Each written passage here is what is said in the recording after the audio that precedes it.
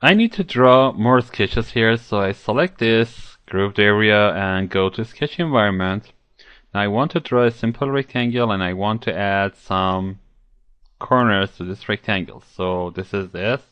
Let's have a little zooming. So I select the corner tool and select these two lines and I add a corner here. I make sure that this is going to be about 5 millimeters in radius. So I type in 5.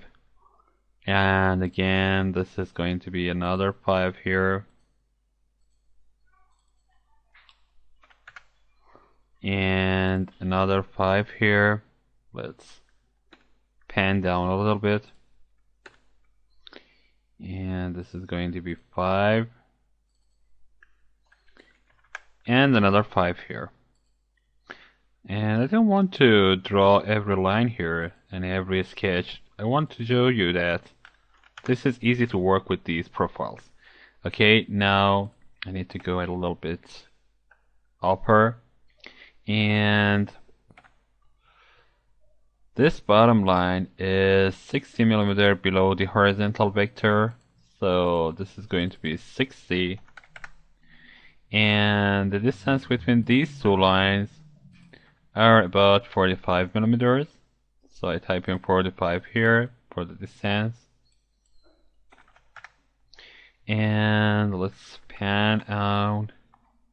And I guess I have made a mistake in previous sections about this sketch. I'm going to correct it here. But this line is going to be 140 millimeters. And I type in 140 here. And again, I need some more constraints. This line and this vertical vector are about 35 millimeters away from each other. Now you can see that it is fully defined. So I exit my workbench, and now I know that I have made a mistake in creating this sketch for the previous surface stamp. So I go and select this sketch and double click on that, and that's the problem. Now I remove this 90 millimeters. I select this line and the horizontal vector, and now these should be 90 millimeters. So I type in 90 and that's corrected. I exit my workbench and everything is going to be recalculated here. Now again, I should go to sketch 4 and make sure that this is correctly defined, because I guess I have made another mistake here, and that should be this. I have to remove this, and the distance between this top line and the bottom line is going to be 140, and it is 10 millimeters more than what I need to.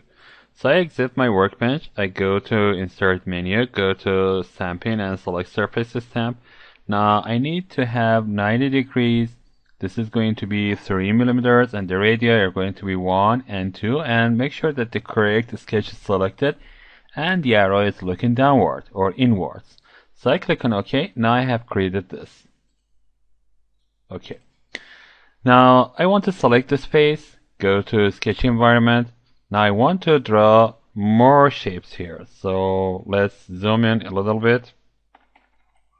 And of course I can create the, holes for the parts. I'm not going to create all of them. I just want to draw 2 circles, and these 2 circles are here and here, and they should be 7 millimeters in radius. That means 40 millimeters of diameter, and this one is also 14 millimeters in diameter, and their center is above 65 millimeters above this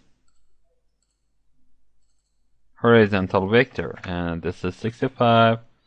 This should be the same, but I want to make sure that these two are about 20 millimeters away from each other, so I add the constraints here and make sure that this is 20 millimeters.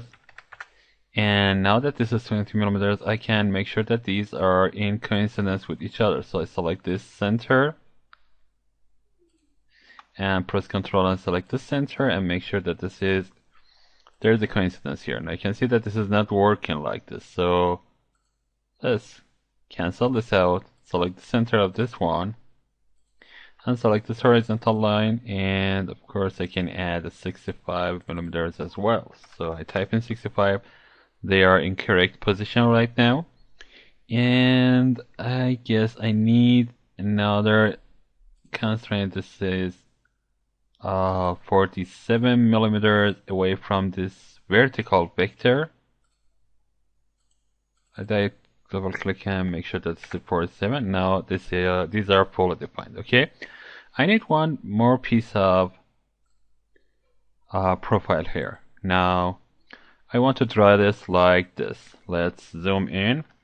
As I told you, I'm not going to draw everything, so I start by clicking here. Let's zoom in and pan up, and it goes down to the left, and I want a 3-point arc here, so I select the 3-point arc. This is the first point that I have, this is the second point, and this is the third point. And now I make sure that there is a coincidence here. Now I go to the left, go up, go to right, and whenever I'm here, I select the 3-point arc again, and this is the same center, and this is the same place that this goes down. And now I finish my profile. Now I have some symmetries here. I want to add some more constraints. These constraints are as following. This is going to be a 3 millimeters in radius, and the same is here, 3 millimeters of radius. So I double click and make sure that this is 3. And now I want to have this as 40 millimeters. Type in 40, and I can see that this is changing.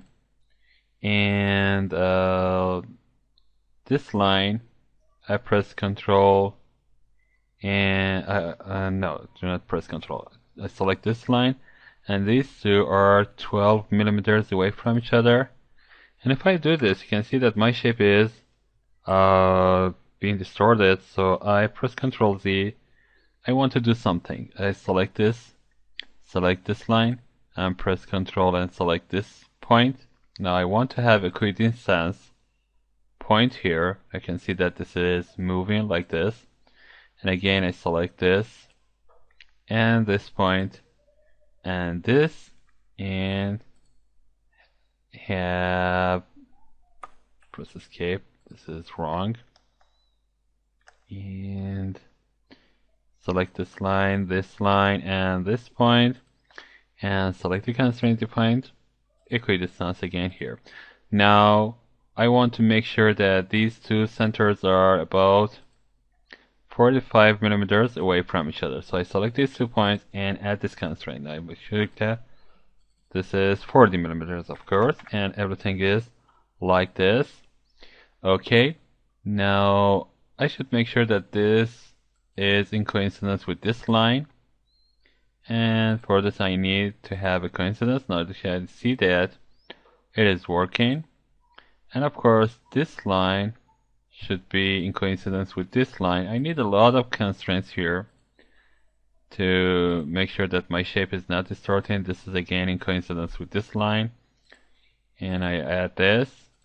Now I can make sure that if I change this to 12, everything is okay. Okay, now I want to have some more constraints here. I want to select this line, that is the bottom line of this, and the horizontal vector, and make sure that these are 10 millimeters away from each other. This is 5. I should make sure that this is 10.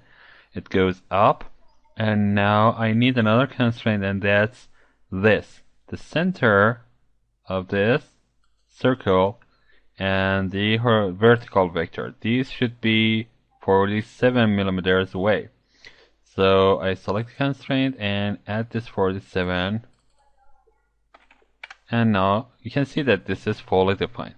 I can draw some other ports here. For example,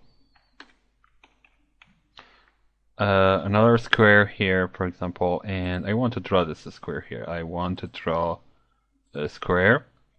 That's a rectangle, of course.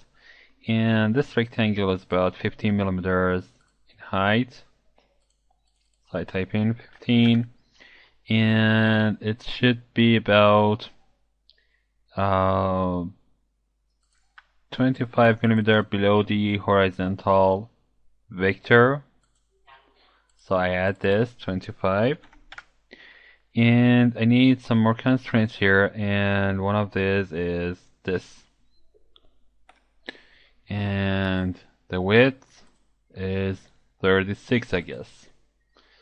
So I double click and this should be 36, and no, that's too much. It should be 32. That's it. And of course, this line is in coincidence with this line. So I select the, oh no, I should come back to the sketch. I double click here, select this line and this line, and add a constraint of coincidence. That's it. Now I can exit my workbench, and I want to have a cut out all, I want to cut inside all of these. So I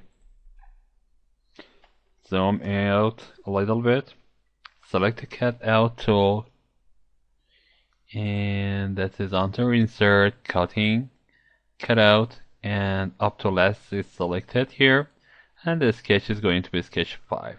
Now by clicking on OK, you can see that I have some openings for the computer ports here. Now you can add some more ports, but for the sake of saving the time, I don't want to do this.